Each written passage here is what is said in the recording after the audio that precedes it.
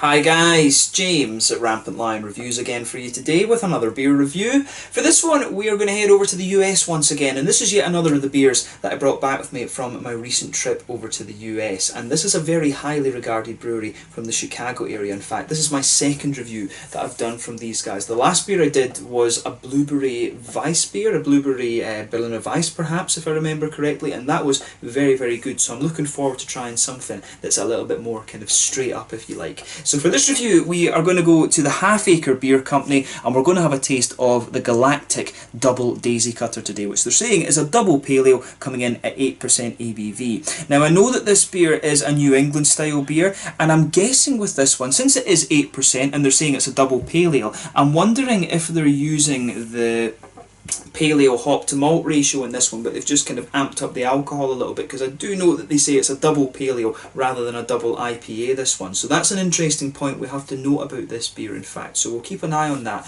when we're doing the tasting side of this video. But I could have actually picked up, I bought this beer at the brewery, I could have picked up the regular Daisy Cutter, but you know, the national animal of Scotland is the unicorn. When I was studying science it was chemistry and astrophysics, so you know, it had a space horse on it. It's just a kind of perfect fit, this one, a double New England IPA with a space unicorn, you know. Not much better beer for Scottish people than that, I have to say. But it's supposed to be a very good one. Big shout out to Jesse in this review once again, who took me to the Acre Beer Company, and you will see a little brewery visit video appear on the channel over the next little while as well. I need to figure out when to get that one published, but really looking forward to trying this beer, and as always I hope you guys enjoy my take on this one. So anyway, as is usual with my reviews, I'll tell you a little bit about the brewery. If you want to get straight to the tasting, just fast forward. All the usual links are in the description below. That's the brewery website, the link to my other reviews that I've done from Acre Beer Company before. No doubt we'll add a few more in the fairly near future. There's all the usual social media. If you want to see more beer reviews, do please consider subscribing to the channel.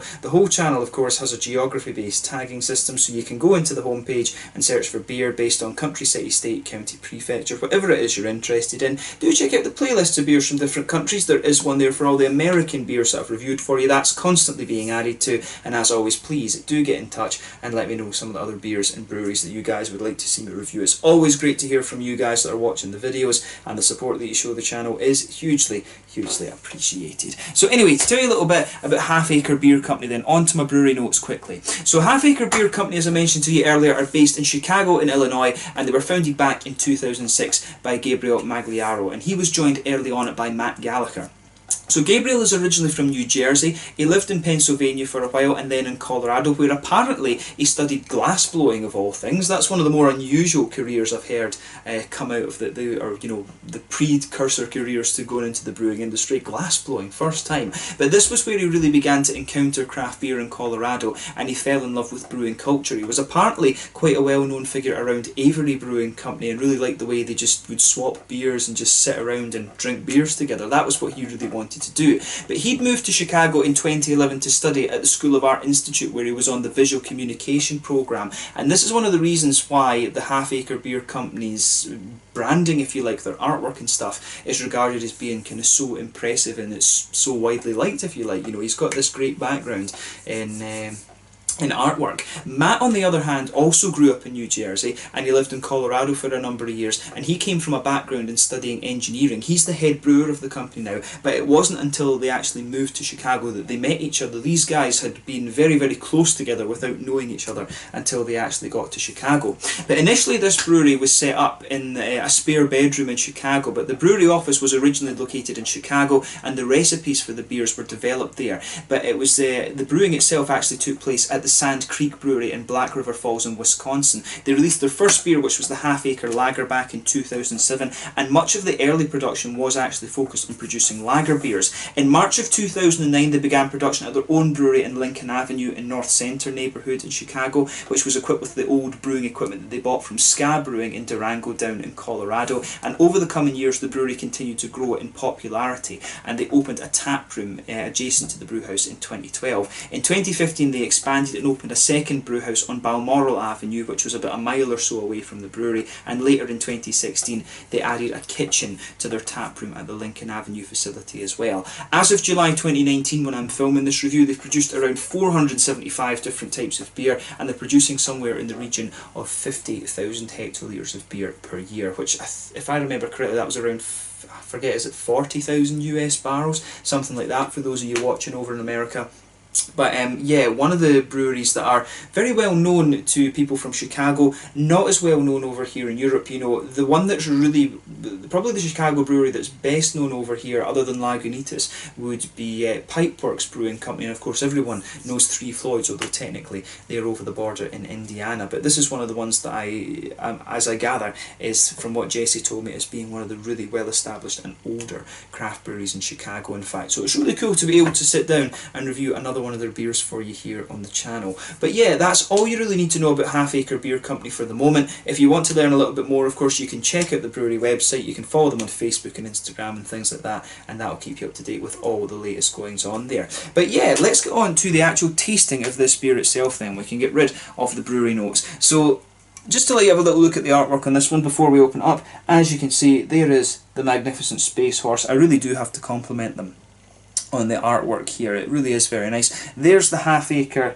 Beer Company symbol on the back. The can is sweating a little bit. I've only had it out of the fridge from just before I was actually starting to film the review here. It says brewed and canned by Half Acre Beer Company, Chicago, Illinois, 8% by volume. This is 1 US pint, which if I remember correctly is like 473 millilitres. The Imperial pint, the British pint if you like, is 562. And I always complain that a lot of European breweries are putting their beers in 440 cans these days to kind of copy the American pint, and I'm not sure exactly why they chose 440 instead of just doing the half litre like the Germans and the Danes and everybody else does. I never understood that. But beautiful artwork on this can, and this is supposed to be a really pretty bloody awesome beer. So let's get this guy out and we will get on with the tasting then. Really looking forward to this.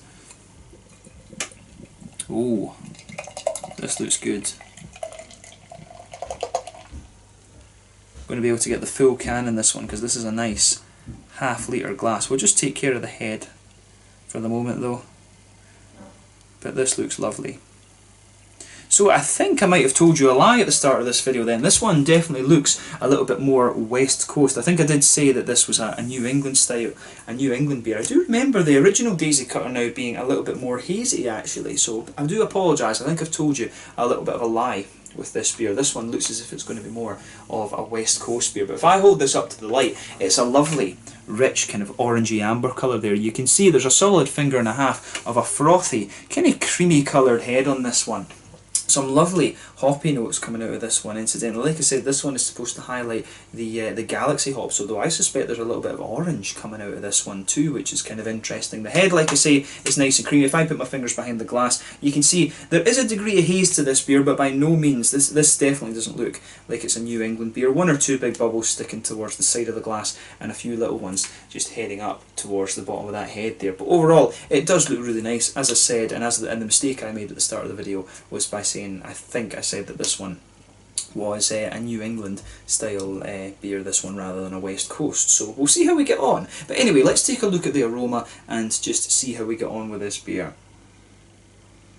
Ooh, that smells pretty nice actually.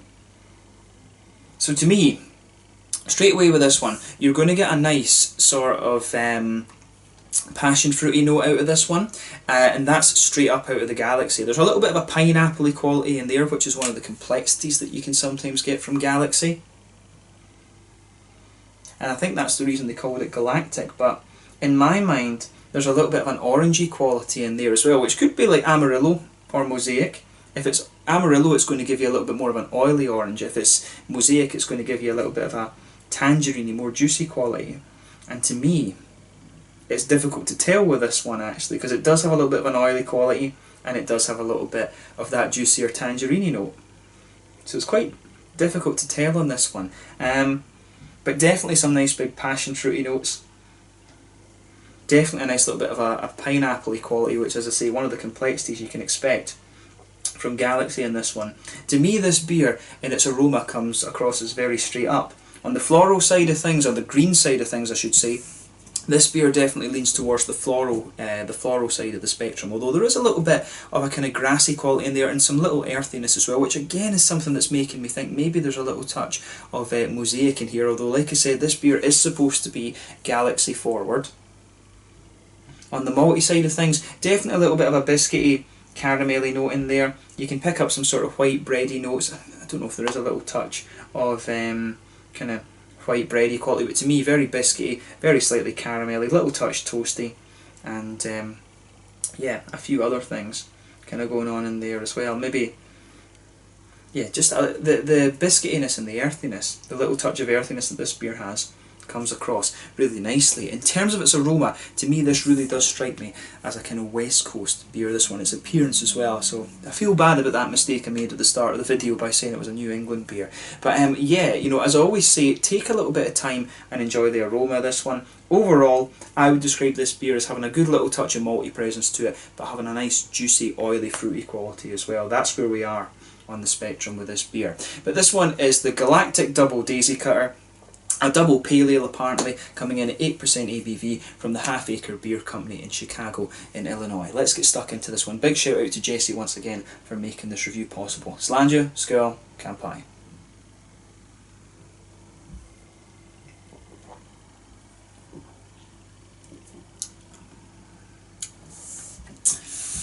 Yeah,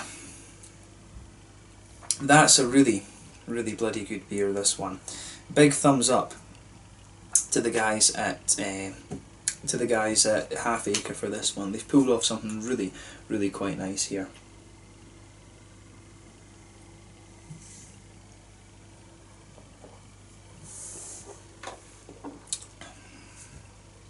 This just goes together really nicely. I mean, to me, it does have that bit of punch that you'd expect, but everything just goes together really quite well in this one. It is definitely one of these beers where it has a bit of bite to it, but it's really about how all these different flavours mix together and kind of interact. So for me, in the middle of your palate then, there's a nice little bit of a pale malty base to this one. You can feel that just blanket in the middle of your tongue. The further that you go in with this beer, you're going to get a little bit more caramel out of it. There's definitely a bit of a caramelly quality in the middle of your palate.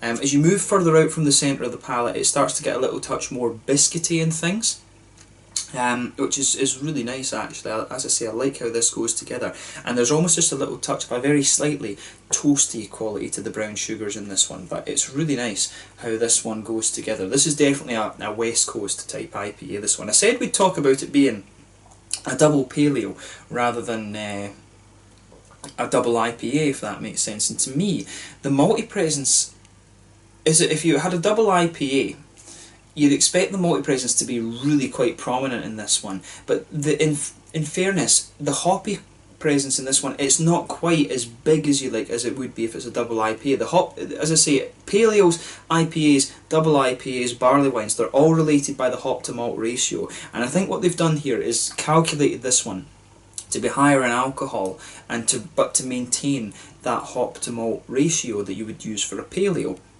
because it does come across as being a little bit boozier, but the level of hops compared to the level of malt flavour in this one does kind of stick to that, albeit the beer is just a bit boozier, if that at all makes sense. It does come across as just a boozy pale ale, this one. It's not quite as sort of bold and bitey, if you like, if you could say that, as it would be if it was a double IPA, but it's a bloody good beer, make no mistake about that.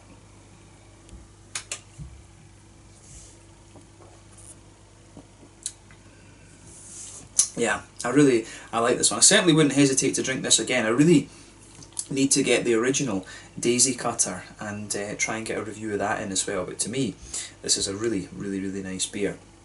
So, on the hoppy side of things then, back corners of the palate, there's a little touch of earthiness there.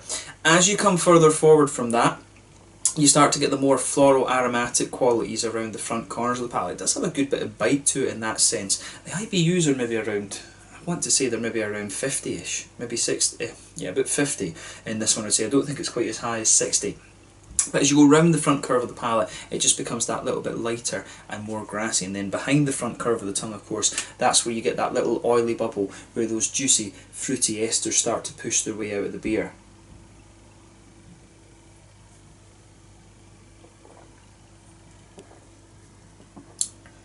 So yeah, if you focus on that fruity part of your palate then, at the very back of that oily bubble, you get a nice you do get a little touch of grapefruit out of this one, I will say that, but if you come further forward in that, you're starting to get the really strong passion fruity notes that you'd expect of the Galaxy. As you come further forward on the tongue, I do want to say there's a little touch of orange in this one, so perhaps there is a little bit of Amarillo or Mosaic or something. Of course, the other hops that could be in there, if we're talking about orange, could be Pacifica, Mandarin of Bavaria, or Azaka would be the other one. But to me, it's difficult to pick out whether it would be Mosaic or Amarillo, because it does have a little bit of that juicier orangey note to it, but it does have a little bit more of the oily quality. But as you come further forward from that, you start to get the kind of pineapple-y complexities that you would expect of Galaxy, and there is a little touch of an almost blueberry note on the front tip of your palate as well, which makes me think there is Mosaic in here too, which is interesting. But this is a lovely, lovely beer, this one, and I do like how basically they've made, they've made a quite boozy pale ale out of this one. It's a different approach, because normally if you're going to brew an 8% beer, you would just do a double IPA. You wouldn't try and just keep the hop to malt ratio the same. You would use the style that's normally that ABV, if it makes sense.